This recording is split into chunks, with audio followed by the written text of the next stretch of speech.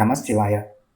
శ్రీశైల మహాక్షేత్రంలో అక్క మహాదేవి మరియు హేమారెడ్డి మల్లమ్మ వీరిద్దరూ శివుని పట్ల తమ సంపూర్ణ భక్తికి ప్రసిద్ధి చెందినవారు. వీరు వీరశైవ లింగాయత కుటుంబానికి చెందినవారు. వీరిలో మొదట మనము 12వ శతాబ్దానికి చెందిన అక్క మహాదేవి చరిత్ర మరియు వారు తపస్సు చేసిన గృహలో స్వయంగా వెలిచిన శివలింగాన్ని దర్శించుకుంటకు ఎలా చేరుకోవాలి అనే విషయాలు తెలుసుకునే ప్రయత్నం చేద్దాము.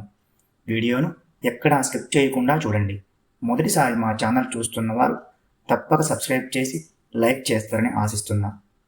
అయితే అక్క మహాదేవి గృహకు చేరుకోవాలంటే ముందుగా శ్రీశైలంలో పాతాళ గంగకు దగ్గరలో ఉన్న రోప్వే కౌంటర్ వద్ద ఉదయం 6 గంటల నుండి 9 గంటల సమయంలో పేరు నమోదు చేసుకోవాలి. ఆ తర్వాత ముందుగా పేరు నమోదు చేసిన వారు మాత్రమే 9 గంటల నుండి పాతాళగంగ క్రింద ఆంధ్రప్రదేశ్ టూరిజం ఆఫీసు వద్దకు రోప్వే ద్వారా కానీ మెట్ల మార్గం గుండా కానీ చేరుకుని మనిషికి 650 రూపాయలు చొప్పున చెల్లించి పడవ ప్రయాణం చేయవలసి ఉంటుంది. కృష్ణానదికి ఎగువన నల్లమల అటవీ కొండల లోపల ఉన్న ఈ గృహకు చేరుకునే ప్రయాణం చాలా ఆహ్లాదకరమైనది. అక్క మహాదేవి కర్ణాటకలో జన్మించారు. వారి తల్లిదండ్రులకు పెళ్ళైన చాలా కాలం వరకు సంతానం కలగకపోతే శ్రీ భ్రమరాంబ మల్లికార్జున స్వామి వార్లకు చాలా వింతగా మొక్కుకుంటారు.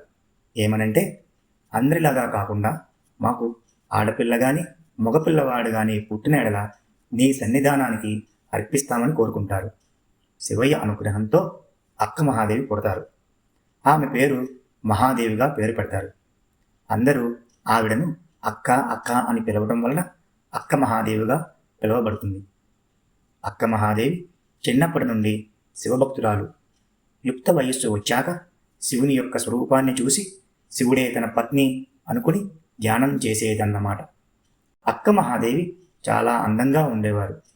కాబట్టి కర్ణాటక రాజు కౌశికుడు ఆ అందానికి దాసోహుడై పెళ్లి చేసుకుంటే అక్క మహాదేవినే చేసుకోవాలని తన రాజ్య భటులతో అక్క మహాదేవి తల్లిదండ్రులకు కబురు పెట్టగా వాళ్ళు నిరాకరిస్తారు.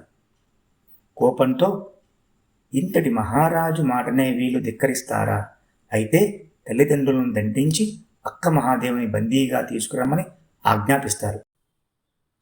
పాతాళగంగ నుండి సుమారు 1 గంట సేపు కృష్ణానదిలో సుందరమైన ప్రదేశాల మధ్య పడవ ప్రయాణం చేసిన పిమ్మట అక్క మహాదేవి గృహాల వద్దకు చేరుకుంటాము. ఇక్కడ నుండి కొంత దూరం కాలినడకన గృహాల వద్దకు వెళ్ళవలసి ఉంటుంది. ఈ ప్రక్రియ అంతా పూర్తి చేసుకొని తిరిగి వచ్చే సమయం మధ్యాహ్నం 2 అవుతుంది. ఇదిగో ఇప్పుడు మనం చూస్తున్నదే అక్క మహాదేవి గృహలు. ఇక్కడ శిలాతోరణం ప్రత్యేక ఆకర్షణగా ఉంటుంది. మరియు ప్రశాంతమైన వాతావరణం మధ్య సహజ సిద్ధముగా ఏర్పడిన గృహలు ఇట్టే ఆకట్టుకుంటాయి. ఇక్కడ కొంతసేపు ధ్యానం చేసిన ప్రశాంతంగా ఉంటుంది. ఇక కథలోకి వెళ్దాము.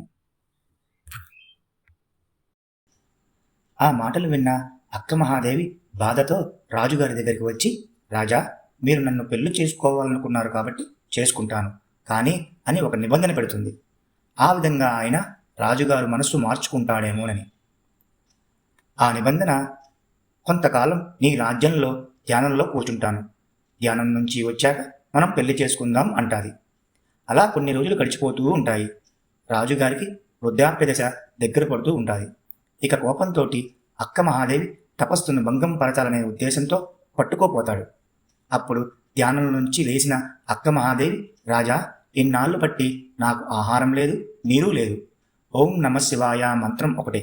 నువ్వు ఇన్నాళ్ళు బట్టి నా భక్తిని గమనిస్తున్నావని అనుకున్నానే గాని ఈ తుచ్చమైన శరీర భాగాన్ని నువ్వు మోహిస్తున్నావని అనుకోలేదని తనకు తానుగా ఒక్కొక్క వస్త్రం చెప్పి రాజుగారి ముందు ఒక దిగంబరిగా నుంచుంది. అప్పుడు ఆమె పొడవైన తల వెంట్రుకలు ఆమె వస్త్రాలుగా ఏర్పడ్డాయి.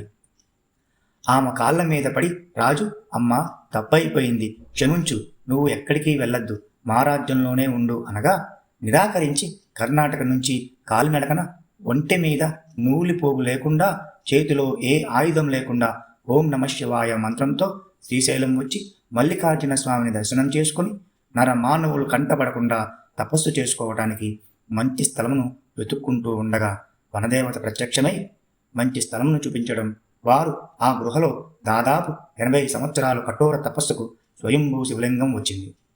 ఆ గృహనే మనం ఇప్పుడు అక్క మహాదేవి గృహ అని పిలుస్తారు.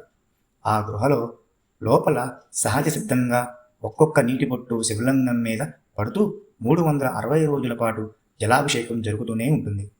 చివరికి అక్క మహాదేవి గుహల నుండి సుమారు 10 కిలోమీటర్ల దూరంలో ఉన్న కదలీవనంలో దివ్యమైన కాంతి రూపంలో మల్లికార్జున స్వామిలో ఐక్యమైందని చెబుతారు. అక్క మహాదేవి విగ్రహాన్ని శ్రీశైలం గర్భాలయంలో మనం చూడవచ్చు. ఓం నమ శివాయ.